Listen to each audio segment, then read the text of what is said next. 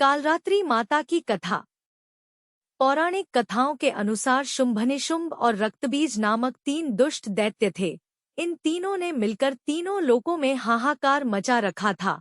समस्त प्राणियों और देवताओं के सामने जीवन संकट उत्पन्न हो गया था। इन दुष्ट दैत्यों के बल के आगे कोई भी अस्त्र शस्त्र टिक नहीं पा रहे थे।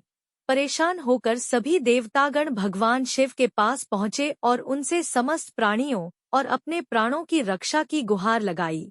शिवजी ने देवताओं की व्यथा को समझते हुए उन्हें शीघ्र ही इस संकट से छुटकारा दिलाने एवं समस्त प्राणियों की सुरक्षा का वचन दिया। शंकर जी को पता था कि इस दैत्य का संहार माता पार्वती ही कर सकती हैं। तत्पश्चात भगवान शिव ने माता पार्वती से कहा कि आप आदिशक्ति जगतजननी हैं। आपके तेज का सामना तीनों लोकों में कोई नहीं कर सकता है। आप इन दुष्ट राक्षसों का वध करके इस सृष्टि की रक्षा करें।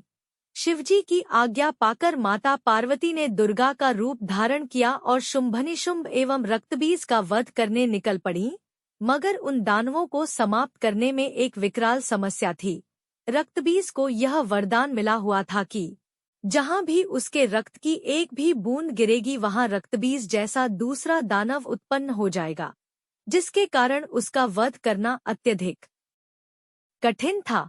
मां दुर्गा ने दानवों की सेना का संहार करना प्रारंभ कर दिया। भीषण युद्ध हो रहा था। ऐसा लगता था जैसे ये पृथ्वी रक्त से लाल हो जाएगी। मां दुर्गा अपने सिंह पर सवार होकर दानवों के खेमे में प्रलय मचा रही थी। उनका रौद्र रूप देखकर दानव भय से कांप रहे थे। हर तरफ रक्त और शवों का अंबार लग गया। सभी दानव काल के मुंह में समा गए। मगर असल कार्य तो रक्तबीज का वध करना था। मां दुर्गा जब भी रक्तबीज पर प्रहार करती वो हंसने लगता और जहां भी धरती पर उसका रक्त गिरता सैकड़ों रक्तबीज पुनः उठकर माता से युद्ध करने लगते।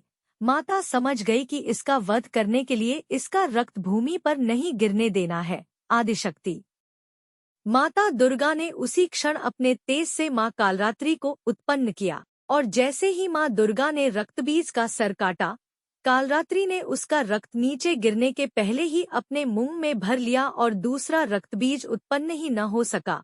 इस प्रकार मां दुर्गा की स्वरूप कालरात्रि प्रकट हुई और रक्तबीज का वध हुआ। तब से मां कालरात्रि देवी के 7वें स्वरूप के रूप में स्थापित है।